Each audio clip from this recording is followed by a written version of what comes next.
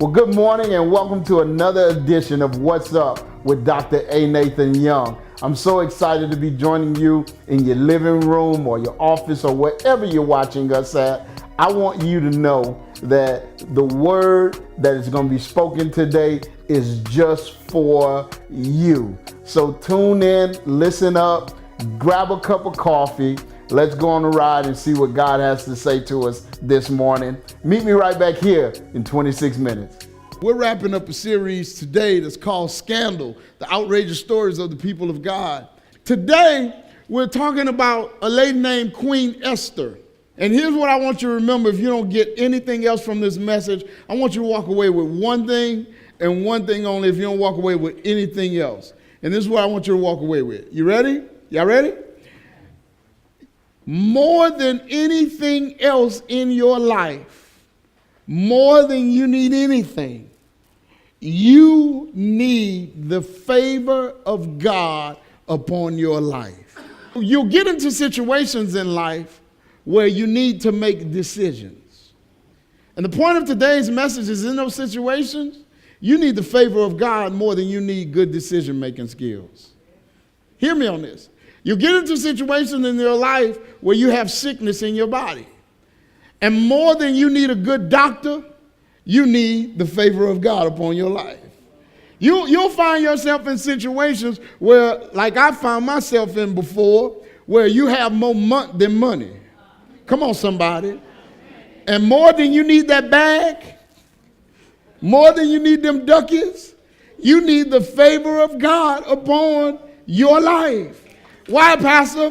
Here's the reason why. Because where the money doesn't add up, the favor of God makes it enough. Where the doctor says it can't be healed, the favor of God steps in and says, by my stripes, you are healed. The point of the message is you need the favor of God upon your life more than anything else. So there's this queen named Esther, and she's in a place called Persia. Well, tell you a story how she became the queen. There's a king named Xerxes, Xerxes, Xerxes. He's the king of Persia, right? So Xerxes, he was an all right dude, but he liked to party, all right? And so one particular night, him and his buddies are partying, and they get drunk, right? And he decides in his drunken state that what he wants to do is he wants his wife, Queen Vashti, Vashti, to come in, and he wants to show her beauty off to all of his friends. Well, he sends the royal eunuch to get Vashti. And he says, go tell Vashti I said come here, and I want her to come in here, and I want her to show her beauty off to all of my friends. Well, the eunuch goes to get Vashti, and Vashti says, you know what? I'm not for it tonight. I'm not doing it today. They're in there drunk and all that kind of stuff, and I'm just not dealing with it. I'm not going in there. Eunuch comes back and tells the king, she says she's not going in there. So the king gets embarrassed, and he realizes that he has a problem because somebody just said no to the king. And back then, I don't care who you were, queen or not, you were not allowed to tell the king no. So what he does is he goes to his advisors. And he asks his advisors, he says, what should I do? The queen refused a command, and she refused the command publicly. His advisors told him, listen, king, you got to do something about this. You got to make an example out of her. The reason why you got to make an example out of her is because she did it publicly in front of your friends. They said, and if you don't do something about it, if you don't make an example out of her because she did this thing publicly, number one, she's going to feel like she can disrespect you anytime. Number two, if she feels like she can disrespect you anytime, all the women in the province are going to feel like they can disrespect not just you anytime, but they're going to totally disrespect their husbands anytime because she is the queen. She sets the example. So you have to do something about this. So what King Xerxes decides is, he says, I'm going to ban her from the royal palace. Now, you can't be a queen and be banned from the royal palace. It just don't work like that. It goes together kind of like this. Just don't do it. All right? So he bans her from the royal palace. Now he's in need for a new queen. So they had like queen auditions, all right, where they brought a bunch of ladies before the king, and these were young ladies, and they brought them before the king, and they kind of auditioned to be the next queen. Well, there was one lady in particular who came before the king who was absolutely not supposed to be there. Her name was Esther. And the reason why she was absolutely not supposed to be there is because she absolutely did not qualify to be the queen. Why didn't she qualify to be the queen, Pastor? The reason why she didn't qualify to be the queen was because, first of all, she was Jewish. And the only reason why she was in Persia was because the Jews were in exile. You only went into exile in another country if you lost a war or if your country owed that country a big debt. And when you went into that country in exile, you were considered a slave. And not only were you considered a slave, but you were on the lowest rung of society. Another reason why she shouldn't have been there is because her parents had died when she was young. And back then, if your parents died when you were young, that put you way down on the rung of society because you were considered a throwaway. And so she was in a foreign land. She was considered a slave. She was considered on a low rung of society because of it. And not only that, she was a throwaway. So where she was here, the fact that her parents died when she was younger took her here. So she had absolutely no business whatsoever in the palace auditioning to become the queen. But the thing that got her through it was the fact that she had something that all of us need when our back's up against the wall, when we're in a situation where there are insurmountable odds, where we're up against something where the chances are slim. And what Queen Esther had was an encourager named Mordecai. She had him telling her, who cares if you don't qualify? Hang in there.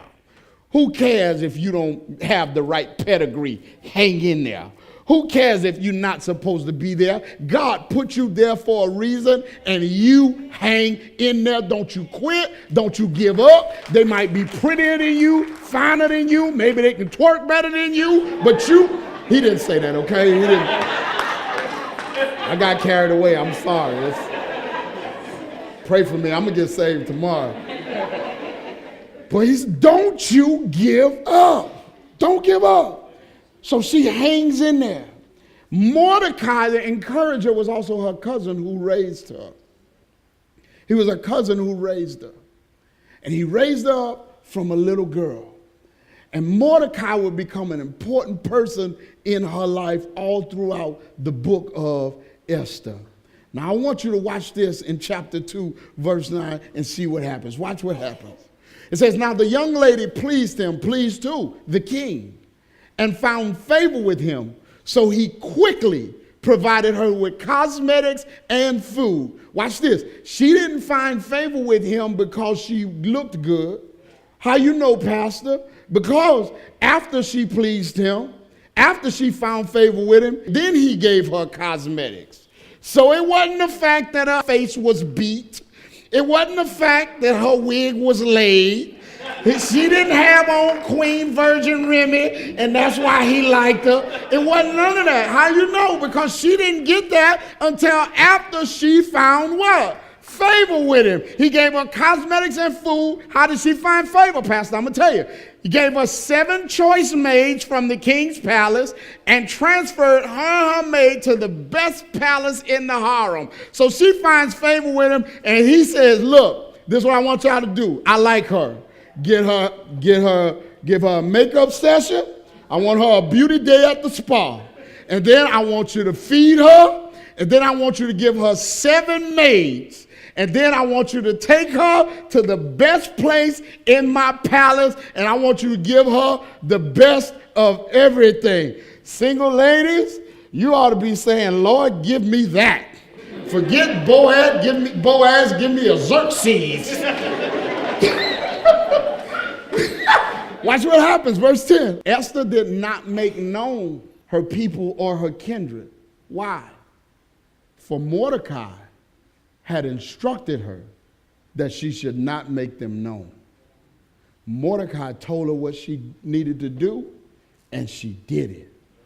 Watch this. Give me 15. Now, when the turn of Esther, the daughter of Abihail, the uncle of Mordecai, who had taken her as his daughter, came to go into the king, she did not request anything except what Haggai, the king's eunuch who was in charge of the women, advised. So watch this. She listened in two places. Number one, she found favor because she listened to Mordecai when he told her that not to reveal that she was Jewish. Number two, she found favor with the king because she listened to Haggai, the king's eunuch, when he told her, don't ask for anything except what I tell you to ask for. Can I tell you the first thing this points out to us? Favor happens when we listen to the right people.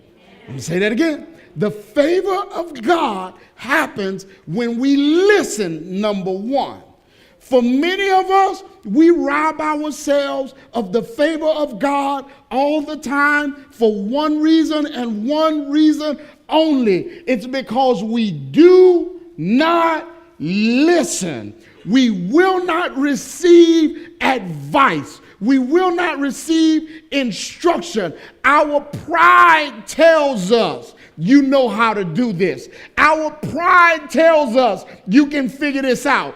Our pride tells us you don't need to listen to anybody. You're a grown person. You can handle this. And our pride gets in the way of us obtaining favor. You got to hear me on this. I don't care who you are. I don't care who you were raised by. I don't care what pedigree you are, what kind of degrees you have, whatever. At some point, everybody needs wise counsel. Everybody has to have somebody that they can go to who can advise them and who can give them good, sound counsel. Now watch this. She didn't just listen. She listened to the right source. Because the problem for many of us is not that we don't listen. We listen to all the wrong sources. We surround ourselves with cheerleaders who co-sign our dumb stuff.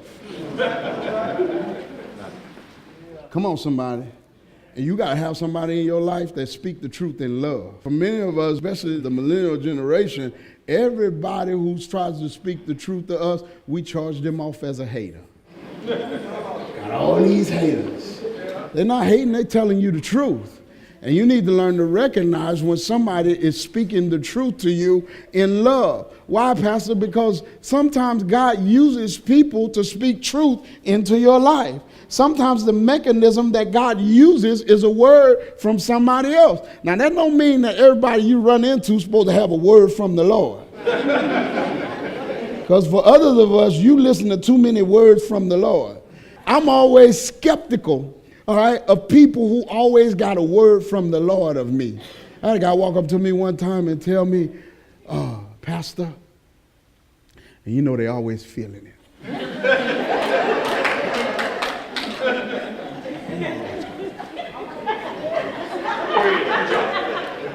God told me to tell you that this city is yours. Take the city.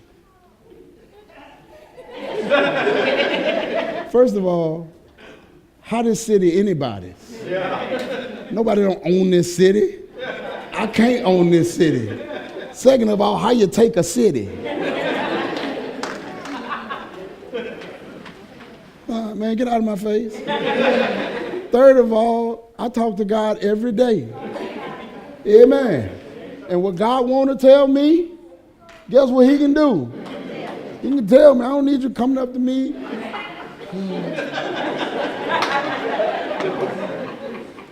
Be careful, man. Everything ain't a word from the Lord. You better check out whether or not it line up with the Bible, whether or not it line up with the Word of God. You got to listen not just to people. And then here's the other thing, too. Here's the reason why many of us always looking for a word from somebody else. You ready for this? It's because we don't know what the voice of our God sounds like. You better learn your daddy's voice. I heard Bishop Sam Blake say it best. He said, you know everybody else's voice, but you don't know your daddy's voice. You know Lil Wayne voice? Come on, somebody. If I cut on Happy Feelings right now, most of us would be like, oh! That's Frankie Beverly. Come on, somebody. I cut on Zoom on my Yamaha, Chrome Dot 1100. Young folks would be like, that's Wayne! Come on now. But you don't know your daddy voice. You know everybody else's voice, but you don't know your father's voice. That's why you're always looking for him to speak through somebody else. You got to learn your daddy's voice and learn to listen to his voice if you want his favor. The king had a right-hand man named Haman. Haman was an insecure leader. He was second in command to the king, and yet he was insecure. How you know he was insecure, Pastor? Because he was one of those leaders who was always looking for power. As a matter of fact, he was so insecure and loved power so much that he made a decree. Now, he's second in command, and he's making decrees. He made a decree that all the Jews had to bow down to him whenever they saw him. Mordecai made it clear, I don't bow for nobody but God. And I'm not going to bow down to you because you ain't God. So Haman got mad with Mordecai. He got mad with Mordecai and he went to the king, King Xerxes, and he tricked King Xerxes into making a decree that says that all of the Jews who were left in Persia had to die. King didn't realize what he was doing. So watch this. Mordecai and all the rest of the Jewish people, they got afraid. They got upset. They got nervous. Mordecai goes to Esther, who's now the queen and also a Jewish person. And this is what he tells her in chapter 4. Watch what he tells her. He says, you got to save your people. You are our only hope. You the queen, you got to save her. But there was a problem with him wanting to save her. And the problem for him with him wanting to save her was that you couldn't just go in front of the king. I don't care who you are. You couldn't just walk up and make a request of the king. If he didn't ask for you, then you were not to go to him. And if you went to him and he didn't ask for you, you put yourself at risk of dying. So Mordecai goes to Esther and he's like, look, you got to do this for your people. You got to take care of this. But in her mind, she's like, I can't just walk in there and take care of this. And this is what Mordecai tells her. He says, for if you remain silent at this time, relief and deliverance will arise for the Jews from another place. Watch this. And you and your father's house will perish. In other words, die.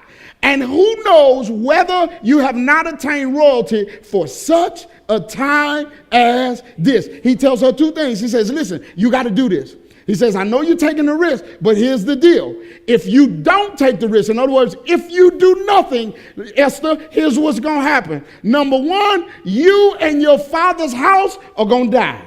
Can I ask you a question? How much stuff in your life is dead because you did nothing? How much dying stuff you got going in your life because you refuse to do anything? I'm looking at some dead relationships, some dying relationships. And they're not dying because you're trying and failing. They're not dying because you can't figure it out. They're dying because you've resolved yourself to doing absolutely nothing. And here's the deal. Here's the deal. Never die from nothingness.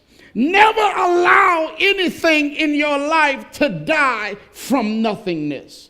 Why, Pastor? Because anything is better than nothing.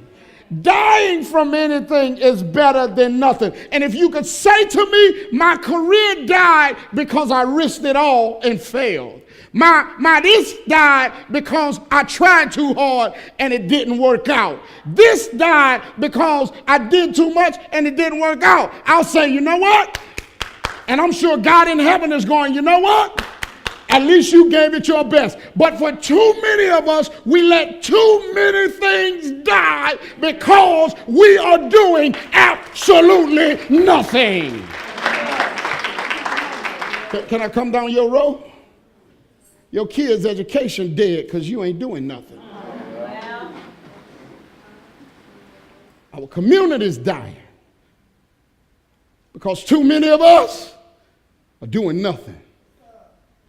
We do what most people do. We sit around and we talk about what everybody else ain't doing.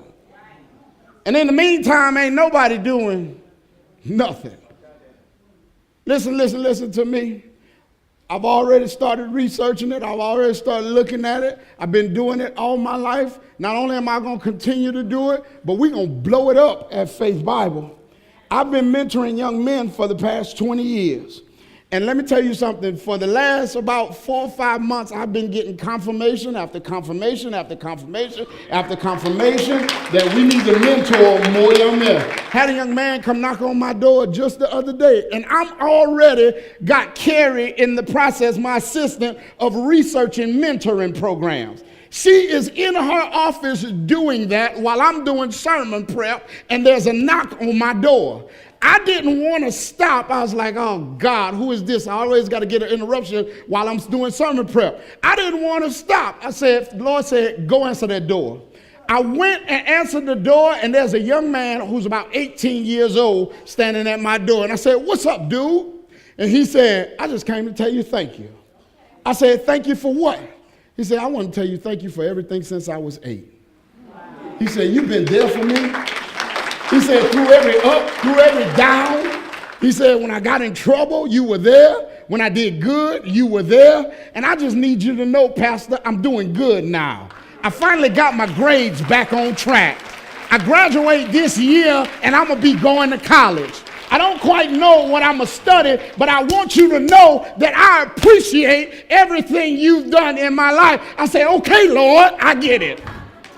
We gonna do mentoring. Why, Pastor Nate? Because I'm looking around at all of this stuff going on, and you got to hear me on this. Faith Bible will not be the church that talks about what everybody else ain't doing. Faith Bible will not be the church that talks about how bad the community is. We will not die from nothing, and we will not allow our community to die from nothing. If we die, we're gonna die trying. If we die, we're going to die risking it all on God. We're going to pursue what God has placed us in this community for. So we're finna ramp up this mentoring thing. I'm going to be harassing some of y'all. Come on, bro. Get with these young men. Help me mentor these young men. Pastor, I got enough. No, you ain't got enough. Get in here with me. Let's do this thing. Let's make this thing happen. Why? Because we're not going to sit around and watch young men go to prison for the rest of their life and do nothing about it. We're not going to sit around and watch people's houses get shot up and watch dope being sold on the corner in broad daylight, watch the cops get disrespected, watch them mishandle our kids. We are not going to watch our community that we serve go to pot while we in here having good church. I refuse to be that church, and I refuse to be that pastor. You got to hear me. Don't die from nothing. Don't die from nothingness. Don't allow anything in your life to die from nothingness. Watch this. Some stuff requires risk. But the favor of God happens when you take risk in faith. Watch this. Some stuff you're going to have to risk your feelings. Some stuff you're going to have to risk hurt. Some stuff you're going to have to risk it not working out. But the favor of God happens when you take risk. There's no such thing as faith without risk. It does not exist. I had a young lady tell me, I'm scared to pay my tithes, Pastor, because I don't know what's going to happen. I said, well, baby, you'll never pay your tithes. And the story of your, I don't know no pretty way to put it. I said, and the story of your life going to be you broke and disobedient. I don't know what else to tell you. Wish I could tell you something else. But resign yourself to it. Because it requires faith. Faith requires risk. Does that make sense? Last thing, and I'm gone. So what happens is, Haman gets mad at Mordecai, decides that he's going to put Mordecai to death. So he makes a gallows to hang Mordecai on. He goes into the court, and he's going into the royal court to ask the king's permission to hang Mordecai. But here's the deal. The night before, the king couldn't sleep. And because the king couldn't sleep, he went to reading the chronicles of the country. In the chronicles of the country, he discovered that a little while before, there was a plot to kill him, the king. And Mordecai exposed the plot and saved the king's life. So that night, he's reading these chronicles, and he's going, man, this dude did that. And he realized, I never thanked him for it. I never recognized him for it. Can I tell you this? You can't be worried about the recognition of men and obtain the favor of God. Because at some point, you're going to do some stuff, and men ain't going to recognize it. Come on, somebody. And guess what you got to be able to do? Keep doing what God told you to do. And if you're worried about they ain't even tell me thank you, they ain't even recognize what I did, you'll quit on God and cheat yourself out of his favor. Mordecai didn't get thanked until 4 chapters later, but he wasn't focusing on the recognition from the king. He was focusing on just doing the right thing. Listen to me, husbands, wives, people who have bosses and all that kind of stuff. You can't worry about not being recognized if you want to obtain the favor of God. You just got to know that when man don't see the good that I do, God does. And then when he gets ready, God is going to make them recognize the good that I'm doing. Now watch what happens. So Haman came in, and the king said to him, what is to be done for the man whom the king desires to honor? And Haman said to himself, who would the king desire to honor more than me? Who else? He thinking it's all about him. Watch what happens. He don't know the king talking about Mordecai. Then Haman said to the king, for the man who the king desires to honor, this is what ought to happen, king. Let them bring a royal robe which the king has worn, and the horse on which the king has ridden, on whose head a royal crown has been placed. Watch this. And let the robe and the horse be handed over to one of the king's most noble princes, and let them array the man whom the king desires to honor and lead him on horseback through the city square. And proclaim before him, thus it shall be done to the man whom the king desires to honor. Haman, thinking it's all about him, he says, you know what you ought to do, king? You ought to get him one of your robes and give him one of your crowns and put him on one of your horses. And you ought to lead him throughout the city streets and just have a parade for him and let the people see that you honor this man. You know what the king tells him? When you read it when you get home. He says, okay, good. Let's make it happen for Mordecai. I want you to get this. The same Mordecai that Haman wanted to kill. Watch this.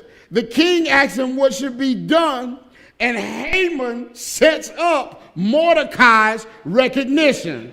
Can I tell you something about the favor of God?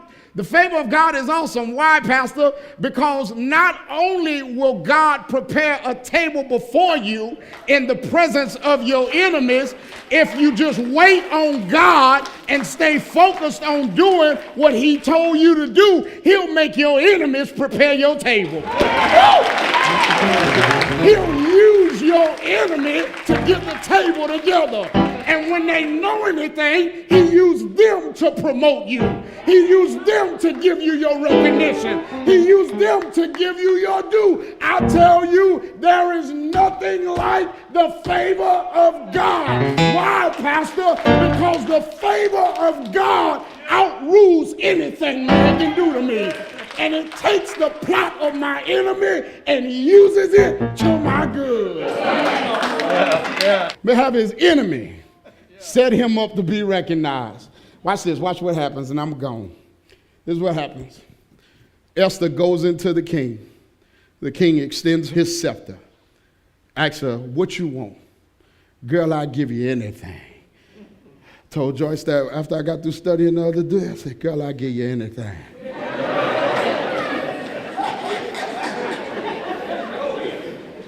He said, up to half the kingdom, you asked for it and it's yours.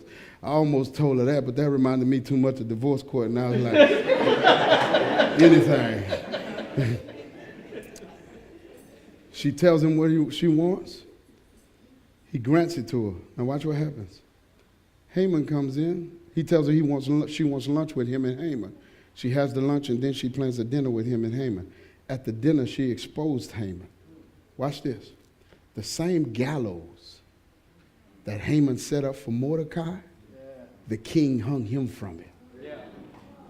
Can I tell you something about the favor of God? The favor of God will use the same plot that your enemy set for you, the same gallows that your enemy set for you. He'll take it and he'll use it to hang them with. All you need to do when you got the favor of God is stand still and see the salvation of your Lord. That's why I'm telling you, you need the favor of God more than you need anything. The favor of God works when the doctor say there is no hope. The favor of God works when your boss say no, you deny. The favor of God works when the finances don't add up. You need the favor of the Lord. Well, God bless you and thank you once again for tuning in to What's Up with Dr. A. Nathan Young. I'm excited because as I see many of you in this regional area, you tell me how this program has been blessing your life. And I'm so thankful to God for that, for the fact that we're meeting you right where you are. This program is possible only because people support it. And listen to me, we need ministry partners to partner with us in furthering this gospel message and getting it out to people so that we can bless other people just like it's blessed you. I want to encourage you, partner with us. How do I partner, Pastor? You can partner with us for as little as $20 a month in keeping this program going. You can go to myfaithbible.org, click on the giving tab, and click TV ministry and become a ministry partner. Also, you can send in your partnership amount to 1148 North Columbia Street, Covington, Louisiana, 70433. Again, that's Faith Bible Church at 1148 North Columbia Street, Covington, Louisiana, 70433. Go ahead, become a ministry partner so that we can continue to impact lives and so that God will use what both you and I do to engage more people for the kingdom of Christ. God bless you. I'll see you right back here next week.